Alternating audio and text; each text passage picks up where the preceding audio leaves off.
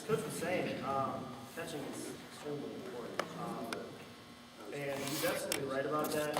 When it comes to kids moving up, the levels and, getting into pro, fortunate enough to make the pro ball, usually with the order it goes in, it's left-handed pitchers, right-handed pitchers, and then right-handed catchers. Dime a dozen. It's a challenging position. Not a lot of kids are jumping to be a catcher. They see that the catcher getting beat up, and But I started catching when I was 8 years old. The coach told me that I'm looking for someone that's small, has good footwork, it's quick, behind the plate. And I was hesitant at first, but once I got back to this, I loved it. And you have to love it to be a catcher. And it took a little bit. It took a little time. It's a developing process. I'm still learning things about it. There's so many things that go into catching that you must learn something new every day. So you're not going to get it right off the bat, but yeah, it's really important. And when I say there's a lot of things that go on behind the scenes, it's as simple as introducing yourself to the umpire. You're one of the leaders out there. You're the only player on the field that has a vantage point of every other position. So that's why they call the catcher the field general, the quarterback, the baseball field. But and there's a lot of truth to that. You're sending out signals and communicating with the pitcher, but the guy behind you, that's the one guy you want to develop a relationship with when you're a catcher. So I always used to, before the game even started, I'd go up to the umpire and introduce myself and tell him that I was there to protect him, and if he needed anything from me. And he got me a lot of brownie points, honestly. That's one of the big things about catching is you want to keep strikes. That's the biggest thing. And that guy is the only guy who can help you keep strikes. And that was one of the main things that I learned when I was catching was keeping strikes. And when I say that, I'm not saying balls that are only over the plate that are strikes. Those you want to absolutely be strikes. So. But I'm also talking about the ball that's out here, 2 or 3 balls outside of the plate. And that comes down to framing. So I'll go over framing, I'll go over your basic stances. There's 3 different stances that catchers have. Footwork when throwing. A lot of the younger kids probably won't have to worry about this until later, probably 9, 10, 11. When can they start stealing? Leading off stealing? 11. 13, 14, yeah, so. You can see the relationship with that for the long process. Gotcha, okay. And they're usually probably not taking off unless the ball's the backstop, right? Yeah. All right, cool. All right, yeah, so we'll go over some of that stuff. Probably do a little bit on footwork and then bunts, maybe pop-ups, stuff like that. Is there anything in particular, specifically, that you guys want to go over when it comes to catching? 14 signed up. All right, so basically, let's start off with the stances. I think that's probably That's what I told you. the most fundamental thing. So there's 3 different stances. You have your signal stance, and that one's probably the most relaxed. The kids can have your knees and your legs, just relax your thighs resting on your calves here.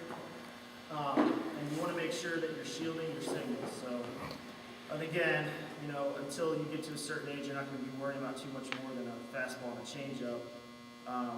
But it's good to kind of learn it early, and then you can develop it as you go. So this is the signal stance. You want to make sure that your body is square, facing the pitcher. Your glove hand, I always rest it on my knee, on my shin guard. I want to talk about equipment too, remind me about that. And you just want to kind of shield that off from the third base coach. You want to make sure that your knee is closed off so the first base coach can't pick off your signals. And you want to make sure that your signal hand is rested back here. And you want it pretty much on top of your cup. Make sure that your kids are wearing cups, please. I can't tell you enough. It hurts even when you hit in the cup. If you don't have your cup on, it's going to cause a lot of problems. So please make sure that they're wearing the proper equipment. The shin guards, you want to make sure that they're nice and tight. You don't want them hanging, falling off the shoes. You want to make sure that the chest protector is fast and tight up here, protecting the neck. If they have a mask that protects the Adam's apple, all that good stuff.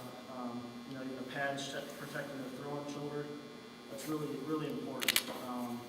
A lot of injuries, you know, they're avoided with proper protection. So, you know, I remember playing in Little League, and, you know, I had a good friend who played Park and Rec, and there was one kid who he broke his collarbone because his chest protector was hanging down here. You want to make sure that chest protector is protecting you. And I always used it as a tool, honestly. When you're blocking balls, you know, your protective equipment's your best friend. And blocking that's probably the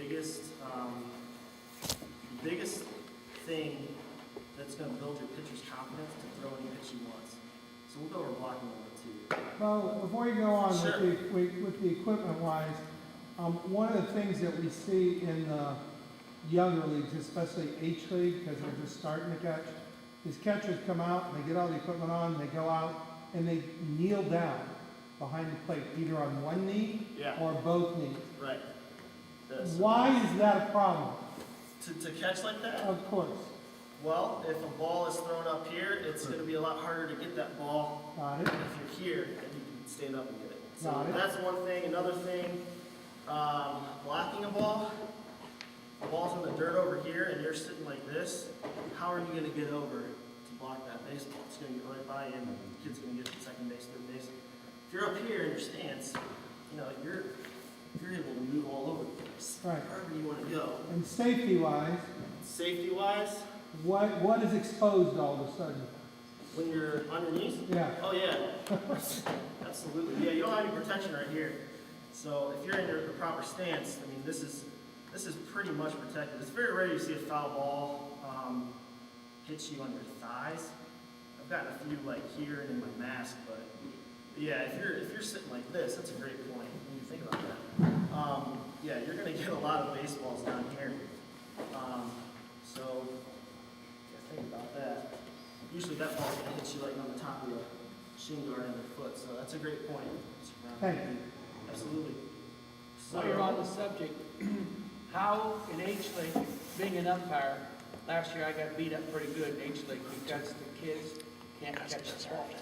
I guess basically what I'm saying is, you're talking about blocking the ball, going, these kids don't want to go get the ball. It's like here, here, here, or here. They Yeah. don't, how do the coaches, I mean, other than telling them, I know you used to say, get out, go, you know, move, go block the ball.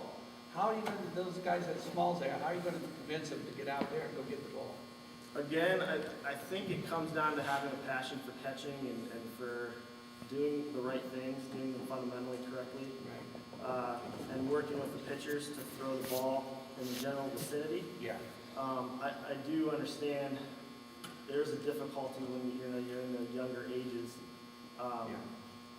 And I think as you move up the levels too, you know, the ball generally does start coming in, you know, the general vicinity that you want the ball to come in. But when you're having struggles like that, I mean, can you I get think just motivating the kids to move around more. Do you have a drill maybe that these coaches are going into H League? Because it's really a problem. If they can get a catcher that can do that at H League, they're dynamite, you know, like you said.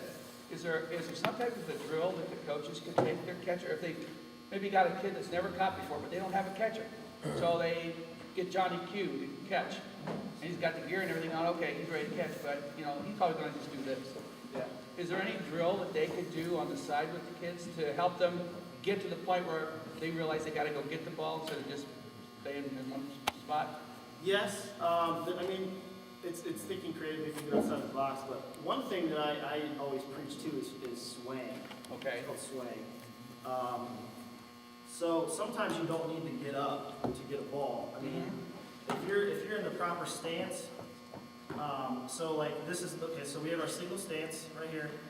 We have our primary stance, that's usually with the guy that's not on base. And you're kind of unlocking your knees a little bit. Your throwing hand is back here. I always keep it behind my leg, so it's protected. And then, you know, you're a little loose, but you also have a little bit of give in your ankle, so you're able to sway back and forth. And believe it or not, you know, you have your umpire back here, and they're usually over one shoulder most of the game. So if you're swaying towards the plate and kind of angling your body a little bit, it's very subtle, you don't want to be swinging like this, you know, and trying to fool the guy, but that's a big part of it. So when I say keep strikes and you're making this ball a strike, it's obviously outside the plate. That's all because you're swaying. When I'm angling my body towards the plate, I mean, that still looks like it, from his angle, that still looks like strike. Because I'm angling and I'm swaying towards the ball, towards the plate. So then you have your secondary stance where your knees are even more unlocked. Your throwing hand's going to be behind your mitt. And I always say I always keep my thumb in here like this, but I don't close it too tight because it's going to be like a pool ball. It's going to hit there and you can break your hand. So I always keep my pinky, not this, my pinky here, my thumb inside my hand loosely. But it's ready to go. So if you have a guy on base, if they are able to steal, if they are able to leave, you can transition easily and throw that guy out. But so primary stance, secondary stance, after you give the signal. If you're up here and you're in an athletic position and your feet are parallel with your shoulders, you're able to move more. You're able to get up here and step up into the ball. I think stepping to the ball is the biggest thing. If the kid's here and he's trying to catch the ball that's up here and he's not moving his feet, he's going to be falling all over the place. So, ball out here, if you're in your stance, you step towards the ball and you go get it. That's why they do pitch outs. You can do a pitch out drill if you want, just so they're used to moving up and getting the ball and going to get it. You always give this as pitch out, but so pitcher new to throw the ball off the plate, just go get it. Usually try to throw it where the catcher's going to be releasing it. Yeah, I mean you're always stepping towards it, and your momentum's carrying you towards wherever you're throwing at second base, third base, first base. So does that kind of answer your Yeah, question? that's good. That helps. All right, cool. All right, yeah, so we have our stances, primary, or signal, primary, secondary. Talked a little bit about swaying. One thing's framing too, so you have swaying and framing. Like I said, there's a lot that goes into catching. But framing, and this is actually a good tennis ball drill. Even with kids in high school, we do this a lot.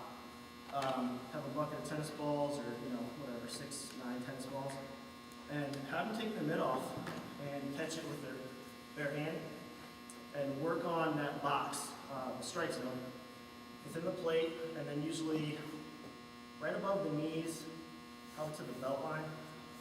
So it's kind of a limited box, but I know they used to say it was under the letters, but umpires never call it a pitch. So just work within that little box.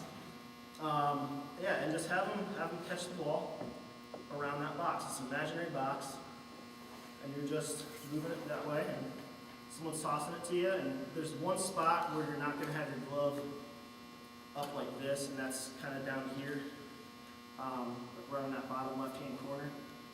So you're just kind of tilting your mitt that way. But yeah, catching a tennis ball isn't easy. And like Coach K said, think outside the box, use those cush balls. I always think about too, I heard that Kyrie Irving, you guys know who Kyrie Irving is, Cavs point guard, he used to put a basketball in a shopping bag, grocery bag. He used to dribble it that way, so you give you a better feel for the ball. You can see how that guy moves and handles the ball. So yeah, just come up with creative ways to get the kids getting a feel for the ball without their mitt on, and then transition to the mitt when they're good to go. You're gonna have a lot of drop tennis balls, maybe even a hurt thumb from time to time. I still have catcher's thumb. I don't know if you can see that or not, but it's still swollen. That's from catching baseballs for 20 some years. So, that's another good drill for framing. So you have your swing, very subtle. And when you're catching the ball, make sure you're looking down your arm. So we got 15. All right, so I always talk about looking down your arm like the barrel of a shotgun. As you're swaying, you're catching the ball like this.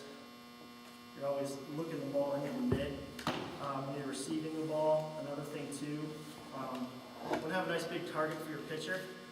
When he releases that ball though, it's okay to relax your mitt as the ball's coming in. And then I always extended my arm. Again, it's an illusion, but you're swaying, you're extending your arm, and the tighter it looks, you know, sometimes, and I will say this too, people teach catching very differently in different avenues. You know, you go down to the state conferences and you'll see different theories on how to catch and what's best. You know, some talk about just like bringing their knees in like this and catching like, you know, like receiving it like this, but I don't know, I always caught things like, I always caught the ball like this and made it look crisp as I could, so. I'm not saying that's the right way, there's different ways to do it, but that was always successful for me through high school and college, and umpires seemed to like it. They would tell me if, that's again, a good relationship to have with them, they would tell me if there was something I was doing that was throwing them off, you know, if I was pulling the ball in like this, that's one thing you don't want to do. If it's a ball, let it be a ball. Don't try to, you know, pretend like it's going to be a strike. I mean, the guy's not going to fall for it. They're a lot smarter than people give them credit for. So, you know, you get a lot of parents yelling at umpires that the call is wrong, but guys know they know what they're doing. So it's good to have a good relationship with them. Let's see, swing, framing. How about getting into some blocking, Yeah, basic blocking blocking. stuff? Yeah, So you're going to be in your primary or secondary stance. And the biggest thing is angling your body towards the plate. You always want that ball to come back this way. You know, if you're blocking the ball that's over here, it's coming, you know, let's say it's a left-handed pitcher, curve ball, the ball's coming this way. If you're blocking the ball straight on, that ball's just going to ricochet that way towards third base. So you want your body always facing, if that curve ball's coming in this way, you're sliding, and you want to make sure your shoulders are angled towards that plate. And it's really just dropping that back knee down like this, getting in front of the ball. You want your knees, you know, kind of spread out a little bit, but you're still shoulder length apart. And you want that mitt buried down into that area so nothing's getting through here. Okay? I always put my thrown hand back here, open hand, you know, protecting. You want your elbows into your body. You know, if you're going like this, the ball can likely go through here. Try to eliminate as many of those openings as possible. Yeah, and it's a tough thing to master. It's a tough thing to get down.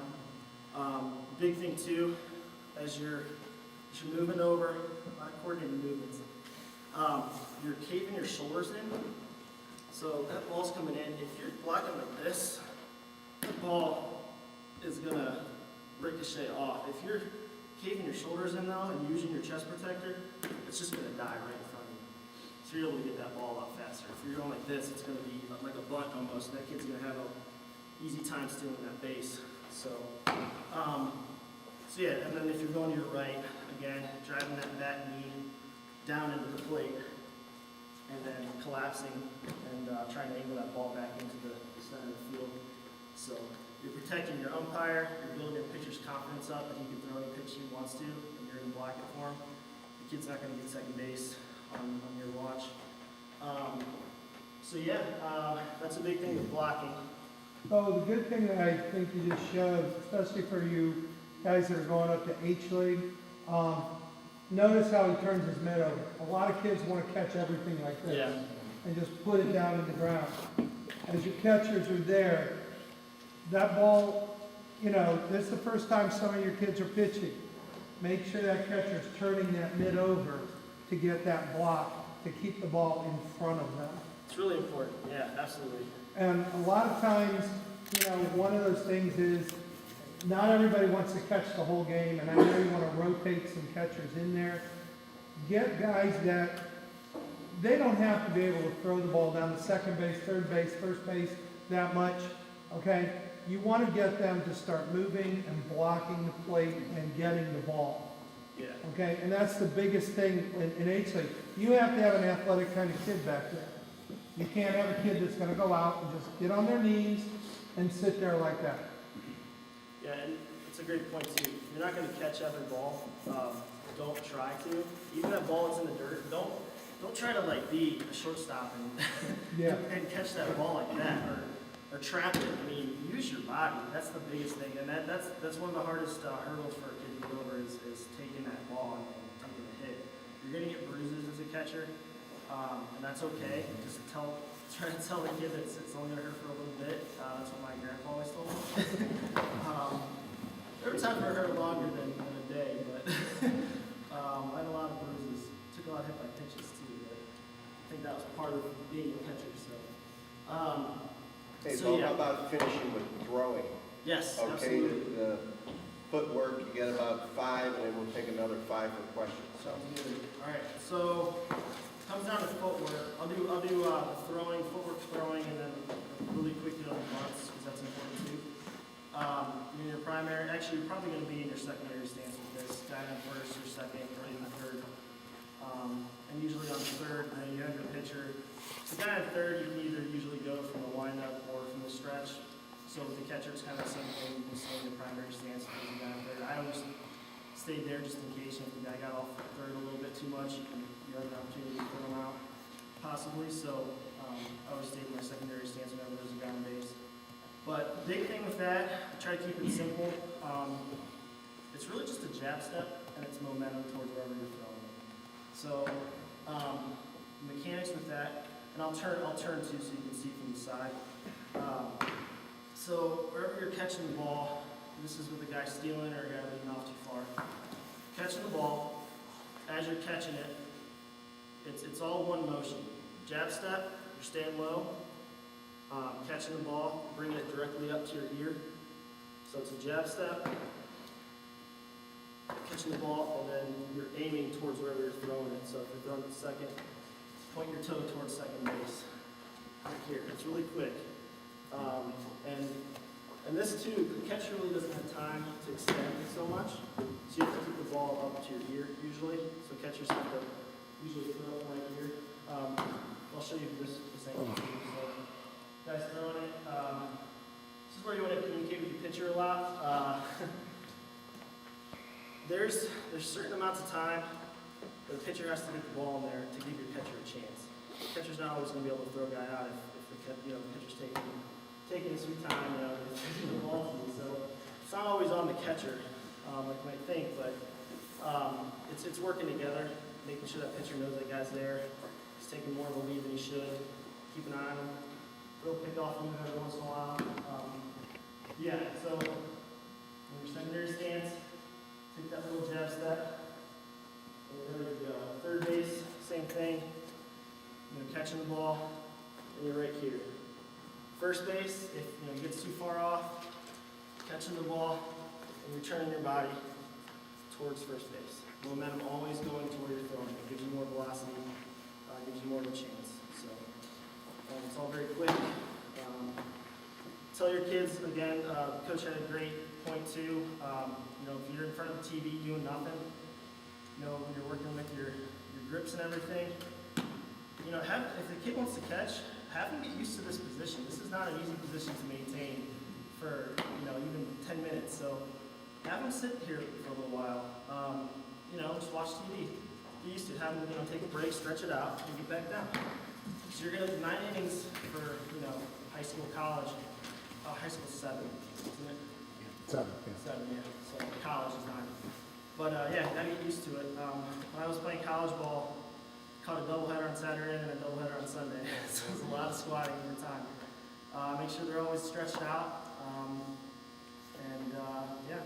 Make sure they're conditioned down here. The core is very important for catchers and everything else. So that's throwing. For bunting, you're always communicating to your fielders. If you see a guy throw his bat down, don't be afraid to yell bunt. That's one thing I had learned too, is coming out of my shell. As a catcher, you have to be a leader.